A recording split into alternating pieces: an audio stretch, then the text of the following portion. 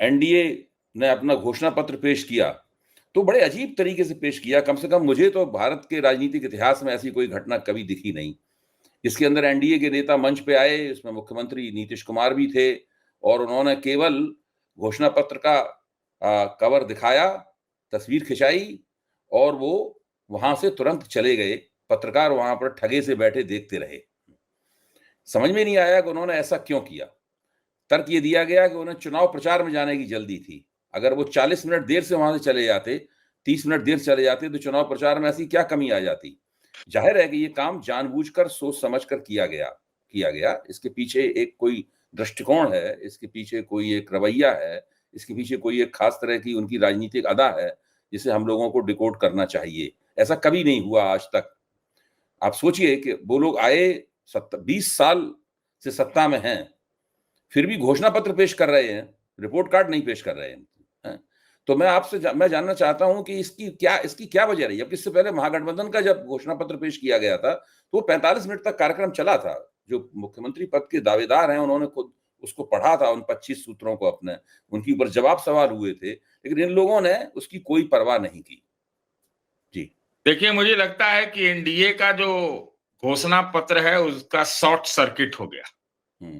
हमको लगता है कि नीतीश जी ने ये जानबूझकर किया, क्योंकि हम लोग सब जानते हैं वहां पर कि अशोक सम्राट जो हैं, क्या नाम उनका, सम्राट चौधरी, उनको बहुत आगे बढ़ाया जा रहा है। भारतीय जनता पार्टी के स्कीम ऑफ थिंग्स में उनका स्थान ऊपर चल रहा है। हाँ, तो मैं ये कह रहा हूं कि देखिए, एनडीए का जो घोषणा पत्र है वो मेरे ख्याल से वो शॉर्ट सर्किट हो गया। नीतीश जी ने मेरी समझ से ये जानबूझकर किया।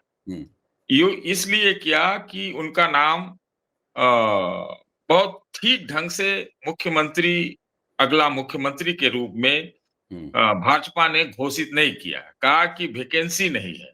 पहले तो ये कहा कि विधायक दल चुनेगा। तो ये जो बात है, जो इन लोगों के बीच में खटपट है, वो सामने एकदम बिल्कुल सामने आ गया। और नीतीश जी जाने जाते हैं चौंकाने के लिए, उन्होंने चौंका दिया। आए तो ये बड़ी बात थी कि आए, लेकिन आके 25-26 सेकंड में निकल जाए, इससे तो पूरा मैसेज जो है बहुत खराब गया है।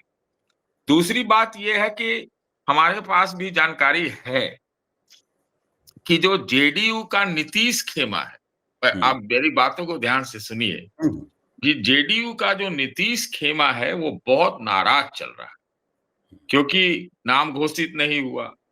और नाम अगर नहीं घोषित हुआ, जेडीयू में और भी खेमे हैं, कोई एक भाजपा खेमा भी है। इस चीज से हमको इसको नजरअंदाज नहीं कर सकते। तो ये खटपट सामने आ गई और नीतीश जी ने जता दिया। देखिए, इसका तो प्रस्तावना, इसकी पृष्ठभूमि तो कल से एक दिन पहले था, जब भी प्रधानमंत्री जी, देश के प्रधानमंत्री जी बिहार आए, तो नीतीश जी मंच पे पाए गए। कभी भी आए तो मंच पे पाए गए। लेकिन ये पहला मौका था परसों, जब वो 2 सभा करने आए प्रधानमंत्री जी, वहां से नीतीश जी नदारद थे। नीतीश जी के भाषणों को मैं ट्रैक भी कर रहा हूं, मैं खुद कर रहा हूं। वो अलग से अपना चुनाव प्रचार कर रहे हैं और अपने वाले कंस्टिट्यूएंसी पे ज्यादा ध्यान दे रहे हैं, माने जेडीयू को जो आवंटित सीटें, तो वहां पर जा रहे हैं। हर वक्त गाड़ी में नहीं, मतलब हेलीकॉप्टर में नहीं, गाड़ी में भी जा रहे हैं। हर दिन बताया जा रहा है कि 120 किलोमीटर कवर कर रहे हैं। वहां वो जा रहे हैं और वो एक समन्वय की कमी साफ साफ दिखाई पड़ रही है।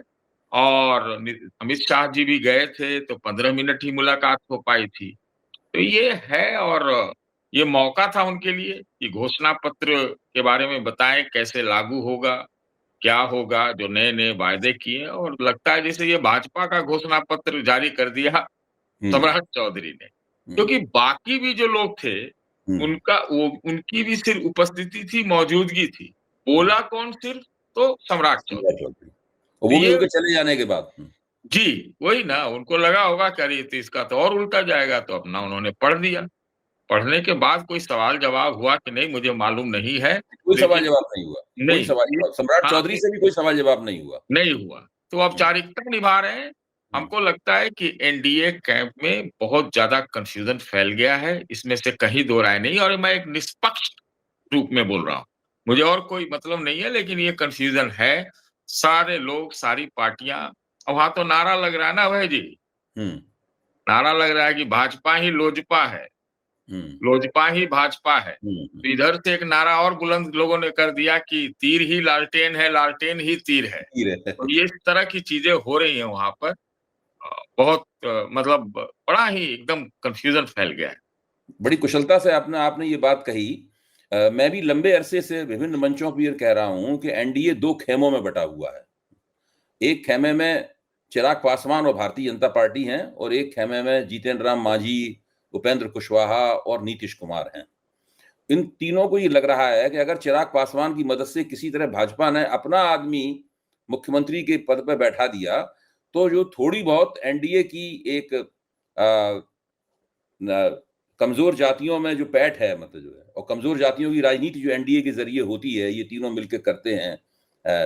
अति पिछड़ों की, दलितों की राजनीति एनडीए वाले करते हैं, तो वो पूरी की पूरी द्विज जातियों के ऊपर ही आ जाएगी, केंद्रित हो जाएगी। क्योंकि भाजपा ने अपने टिकटों का आधी टिकट तो उन्होंने ब्राह्मण, राजपूत, भूमिहार, कायस्थों को ही दिए हैं, 49%। अभी हिंदुस्तान टाइम्स में पूरा विश्लेषण, सामाजिक विश्लेषण प्रकाशित हुआ है, किसने किस जाति को कितने टिकट दिए हैं। तो 49% टिकट तो भारतीय जनता पार्टी वहां पर ब्राह्मण, मुहावरे में कहें तो ब्राह्मण बनिया पार्टी है।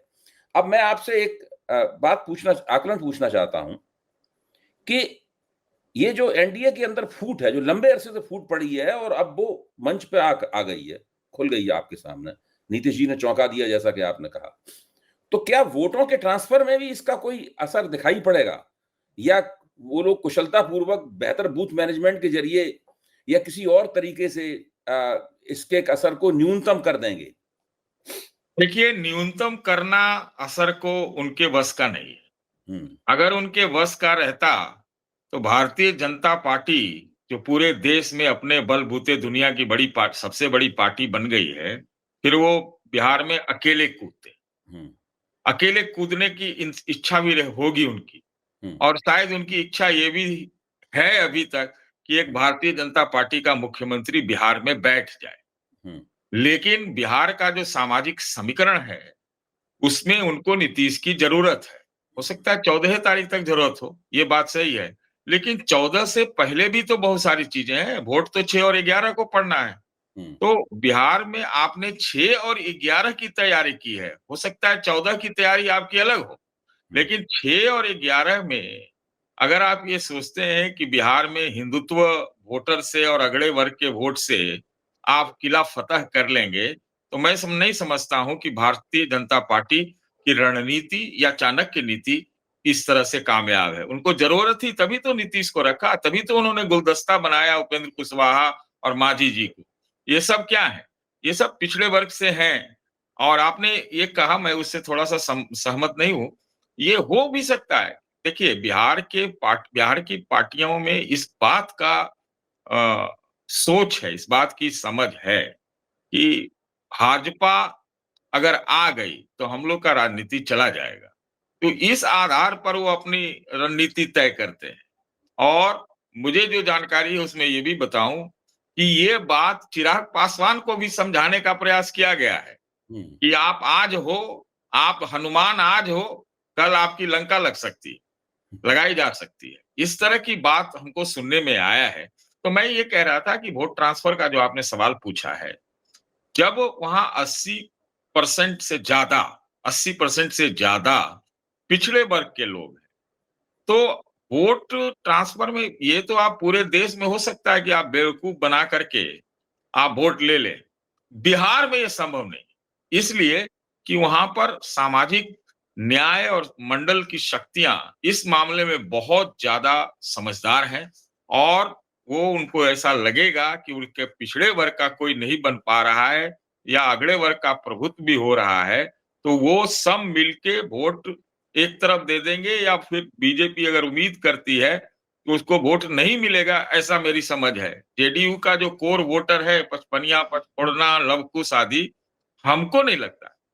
हो सकता है मैं गलत हूं, मैं नहीं कह रहा कि नहीं हो सकता, लेकिन वो ट्रांसफर नहीं करेगा और इसका असर उल्टा भी होता है, तो फिर भाजपा का वोटर भी नहीं करेगा। तो ये बड़ा कंफ्यूजन सा एनडीए में फैल गया है। भारतीय जनता पार्टी के प्रदेश के एक बड़े नेता ने एक मेरे जानने वाले के सामने कहा, उनसे कहा कि इस बार तो लग रहा है हर जगह, हर सीट पे संघर्ष है। ये हाल-हाल की बात है। और जो बड़े नेता हैं, बहुत बड़े नेता हैं और जो जिनको बोला वो भी एक बड़े आदमी, है कि नहीं? वो भी भाजपा में बहुत एक्टिव है। तो इस तरह की चीज़ें आ रही हैं और इस पूरे चीज़ों में एक बात तो सही है। देखिए, मैं मानता हूँ कि जो कांग्रेस पार्टी और आरजेडी का टकराव रहा और इसके बीच में जो 1 डेढ़ महीना लॉस हुआ, जाया हुआ, उसके बाद इन्होंने घोषणा पत्र और क्या नाम है, मुख्यमंत्री का उम्मीदवार भी सब घोषित कर दिया। तो अब जो है बाय डिफ़ॉल्ट जो परिस्थितियाँ जो हैं, उसमें जो है लगता यही है कि महागठबंधन को अभी फ़ायदा हो रहा है।